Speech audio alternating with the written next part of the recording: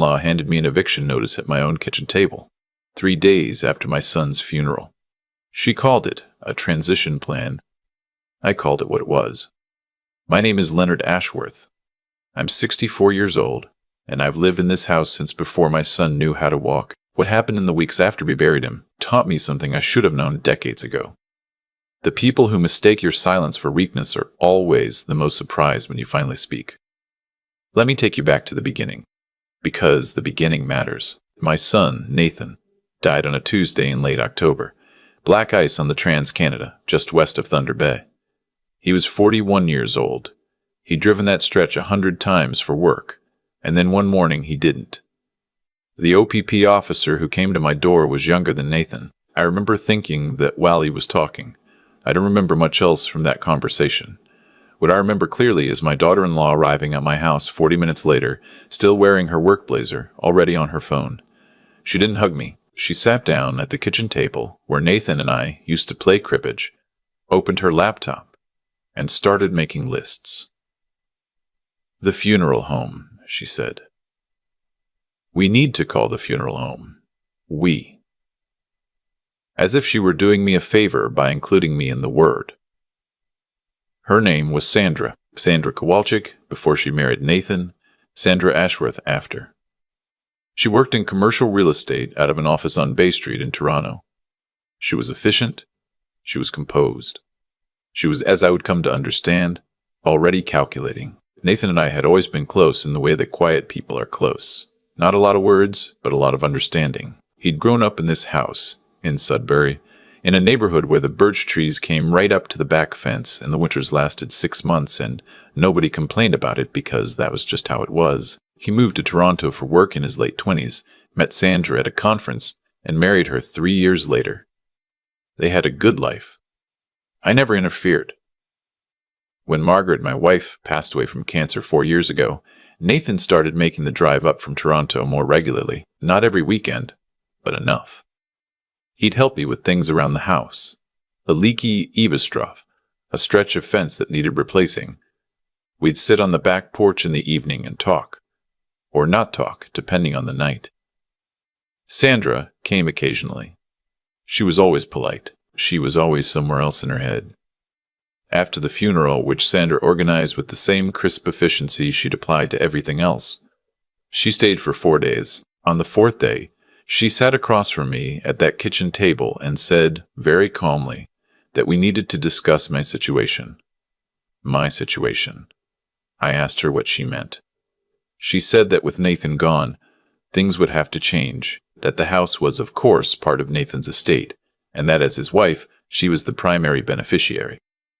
That I was welcome to stay through Christmas, but after that we'd need to figure out something more suitable for a man in my position. A man in my position. I was 64 years old. I drove a 10-year-old Silverado with 200,000 kilometers on it. I wore the same 3 flannel shirts in rotation from October to April. I did not, from the outside, look like a man who needed to be handled carefully. I said quietly that I appreciated her thinking of me. She took that as agreement. That was her first mistake. Sandra left for Toronto the next morning. Before she backed out of the driveway, she told me not to worry about the property tax notice that had come in the mail. She'd have her accountant look into it. I nodded and waved and waited until she turned the corner. Then I went inside and made coffee. I want to tell you something about grief, because people talk about it like it's one thing, and it isn't. In the first week after Nathan died, I was mostly just numb, moving through the days like I was underwater. But underneath the numbness, there was something else. A very clear, very cold anger. Not at the ice on the highway. Not at God or fate, or any of those things you're supposed to rage at. At Sandra, at the way she had walked through my house after the service, opening cupboards, standing in doorways with her head tilted slightly, assessing. I'd seen that look before. It's the look appraisers get. The property tax notice she'd offered to handle. That was interesting to me, because the property tax notice was addressed to Leonard Ashworth, not to Nathan's estate, not to Sandra, to me. Because this house, this two-story brick house on Lorne Street in Sudbury, had never belonged to Nathan in any legal sense. He'd grown up here. He'd called it home, but the title had always been mine. Margaret and I bought it in 1989. Cash, mostly from the sale of a smaller place I'd owned before we married. I was a licensed electrician back then, and I'd spent 8 years doing contract work in the mining sector. Inco, then Vale, saving methodically the way my father had taught me. We raised Nathan here. We replaced the roof twice, the furnace once, and the kitchen countertops when Margaret finally lost patience with the laminate. The deed had never changed. It had never needed to. Nathan knew this, of course. He'd seen the documents when he was helping me organize my files after Margaret died. He understood the financial structure of our family well enough. What he'd apparently never done was explain any of it to Sandra. This is the part I've thought about many times since. Nathan was a good man. He was also, like his father, someone who assumed people would ask if they wanted to know. He didn't volunteer information. He helped his father practically, drove me to the cardiologist twice a year, fixed the gutter when he visited, wired me money for the new water heater when I was between contracts. And Sandra saw that generosity and constructed her own version of what it meant. She assumed Nathan was propping up a failing old man. She assumed the house would come to her because everything in Nathan's life must have come from Nathan's efforts. She was a real estate professional. She had never checked the land registry. I found that, genuinely, almost funny, not funny enough to tell her immediately. I needed to think. 2 weeks after the funeral, Sandra called. She told me she was coming back up to Sudbury the following weekend with a colleague, a contractor she trusted, to get a sense of what updates the house might need before they listed it. I said very mildly that was a long drive for a weekend. She said it was worth it to get the process moving. She said the Sudbury market had actually been quite strong, and she expected the house to sell quickly once it was staged properly. I said I'd make sure the coffee was on. She thanked me. She sounded relieved that I was being cooperative. I'm going to be honest with you. Part of me wanted to tell her right then, lay it out clearly and efficiently, the way she communicated herself, and watch the realization land. But I thought about something my father used to say when I was young, that the man who speaks too early loses his best argument. So I waited. Sandra arrived that Saturday with her contractor and a woman I didn't recognize who turned out to be her colleague from the Toronto office. They walked through my house like it was already a listing. The colleague made notes on her tablet. The contractor pointed at the kitchen ceiling with a pencil and mentioned asbestos remediation, which there was no basis for, but which apparently sounds impressive. Sandra talked about an open concept renovation, removing the wall between the kitchen and the living room, the wall Margaret and I had wallpapered together in 1994, the one with the small pencil marks near the baseboard where we'd tracked Nathan's height until he left for university. I sat in my chair in the living room and listened to all of this. At one point, the contractor walked up to me and said, in that slightly too loud voice some people use with older men, that the house had good bones.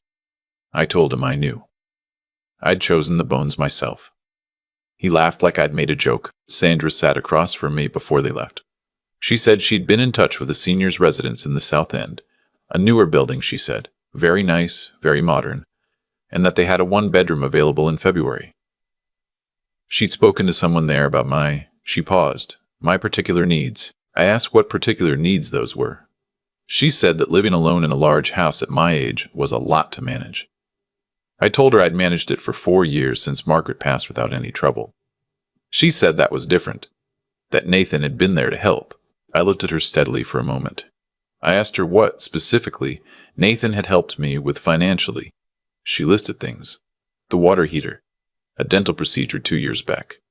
Groceries, she thought, occasionally. I said that Nathan had given me money for the water heater and I had paid him back within the month.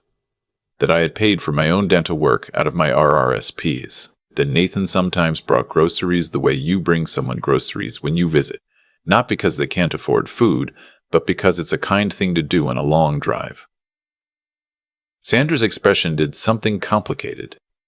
She said that wasn't how Nathan had described it. I asked her gently how Nathan had described it. She hesitated.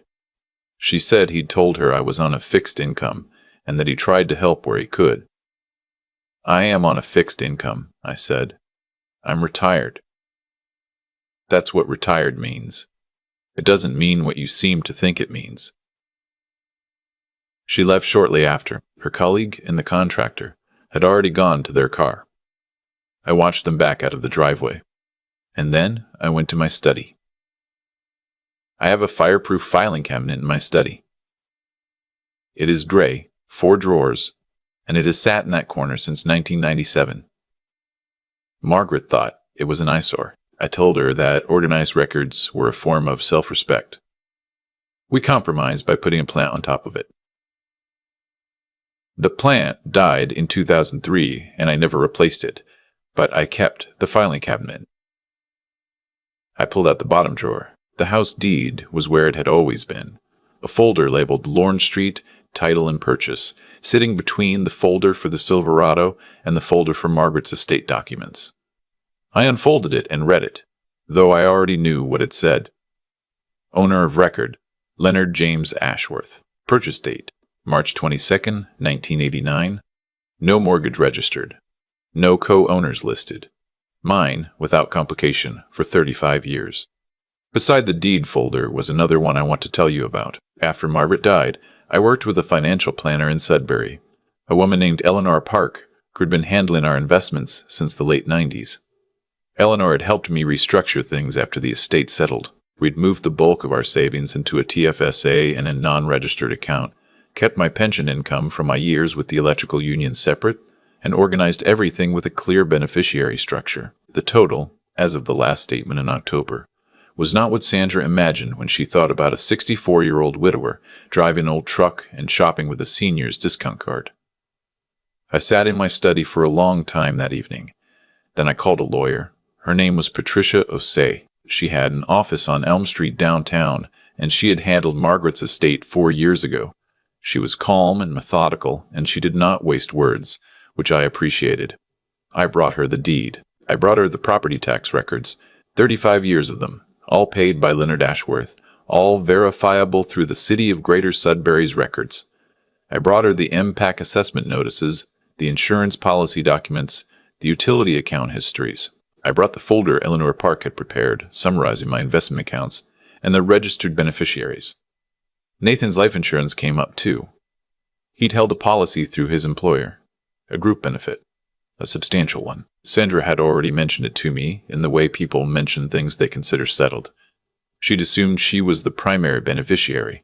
She was the secondary beneficiary. Nathan had named his estate as primary, with a specific clause directing those proceeds to me in the event that he predeceased me without children. He'd done this. According to the note he'd left with the policy documents in my filing cabinet, he'd given me a copy years ago during one of his visits, because he wanted to make sure I was protected if anything ever happened to him. I sat with that for a while after I found it. Patricia reviewed everything and said, matter-of-factly, that Sandra had no legal claim to the house, no claim to the insurance proceeds, and no standing to make any decisions about the property. She said we had several options for how to proceed. I told her I wanted Sandra to understand this fully, in a setting where it couldn't be misremembered or reinterpreted later. I told her I wanted her to hear it the way she'd made me hear things, clearly, and in front of other people. Patricia asked me if I was sure. I said I'd been sure since the day Sandra sat at my kitchen table and called me a situation. Patricia made the arrangements. She contacted Sandra's lawyer. Sandra had apparently already retained one, which told me she'd been moving faster than I'd realized, and requested a meeting the following Thursday. Patricia suggested Sandra's lawyer's office in Toronto, which was neutral ground. She also suggested, and this was my addition, that Sandra be asked to have her real estate colleague present, since that person had been involved in discussions about the property. The colleague showed up. The contractor did not, which was fine. The lawyer's boardroom on King Street was enough of a stage. I drove down to Toronto Wednesday night and stayed in a hotel near the waterfront. I ate breakfast alone and took a walk along the lake before the meeting. It was early November, gray and cold, the kind of cold that settles into the stones around Lake Ontario and doesn't leave until April. I've always liked that kind of cold. It's honest. Sandra was already seated when Patricia and I arrived. Her lawyer was a younger man, very pressed, very confident. Her colleague from the office sat to one side with her tablet. Sandra looked at me the way people look at you when they expect us to be uncomfortable but manageable. She had the composure of someone who handles difficult conversations professionally. Patricia set 3 folders on the table. Sandra's lawyer opened by saying that his client was hoping to reach a mutually agreeable resolution regarding the estate. That his client recognized this was a sensitive time and wanted to ensure Leonard's needs were taken care of in the transition. Patricia let him finish. Then she opened the first folder and placed the deed on the table. She said the property at Lorne Street had been owned solely and continuously by Leonard James Ashworth since 1989, that Nathan Ashworth had no registered interest in the property at any point, that Sandra Ashworth, therefore, had no claim through inheritance, survivorship, or any other mechanism. Sandra's lawyer reached for the deed. He read it. He read it again. Sandra looked at her colleague. Her colleague was looking at the paper. Patricia opened the second folder, 35 years of property tax receipts, all issued to Leonard Ashworth, all paid by Leonard Ashworth. Insurance documents, utility histories, impact records. Sandra's lawyer said, quietly, that his client had not been aware of this structure. Patricia said she understood that. She said that, unfortunately, being unaware of the ownership structure of a property was a significant oversight, particularly for someone whose profession involved real estate transactions. The colleague's tablet made no sound. I don't think she was taking notes anymore. Patricia opened the third folder. She explained the life insurance policy, the employer group benefit, the beneficiary designation, the clause directing proceeds to my estate in the specific circumstances that had occurred. She said the insurance company had already been notified and the claim was being processed accordingly. Sandra said something then. She said she hadn't known. Patricia said that was evident. Sandra looked at me, and for the first time since Nathan died, she looked like herself. Not the version she'd been performing, not the efficient one, the composed one. Just a 40-year-old woman who'd lost her husband and had spent 6 weeks constructing a future from assumptions, and was now watching that construction come apart in a boardroom on King Street. I want to be honest about what I felt. Not triumph, exactly. Something more complicated. She had treated me badly. The eviction notice at the kitchen table, the contractor pointing at my ceilings, the senior's residence brochure, the word situation. Those things were real, and they had been unkind, but she had also lost her husband. Whatever her faults, that was real too. I said to her directly, Sandra, if you'd asked me, I would have told you. If you'd asked me about the house, about the finances, about any of it, we could have had a different conversation, one that was better for both of us. She didn't say anything. I said, I understand you're grieving. I am too. But grief isn't a reason to take what isn't yours. Her lawyer murmured something. She shook her head at him slightly. Patricia outlined the legal position clearly. Sandra was welcome to collect Nathan's personal effects from the house. She was not entitled to the property, the insurance proceeds, or any claim against my estate. Patricia noted that Nathan's personal accounts, his car, his Toronto condo, which was rented and fully in his name, his individual savings, would be distributed according to his will, which did leave the majority of those assets to Sandra. She would not be left with nothing. She would not have what she'd expected. That was different. We shook hands, or something resembling it, in the lobby. Sandra's colleague left without making eye contact with me. The lawyer was professionally composed. Sandra paused by the door. She said she was sorry for the way she'd spoken to me. I said I accepted that. She said she hadn't realized about the house, about any of it, and that she'd made assumptions. I said that was clear. I said that assuming is a habit that tends to be most expensive, precisely when you can least afford it. She nodded. She left. Patricia and I walked out into the November cold. She said that had gone about as well as it could have. I said I thought so too. The drive back to Sudbury took 4.5 hours. I stopped in Perry Sound for gas and a coffee. I sat in the truck in the parking lot for a few minutes before getting back on the highway, looking at the tree line and thinking about Nathan. He would have found the whole thing quietly amusing, I think. He'd inherited my preference for understatement. He would have raised an eyebrow and said something like, "Well, that's sorted then." He would not have made a speech about it. I got home around 10.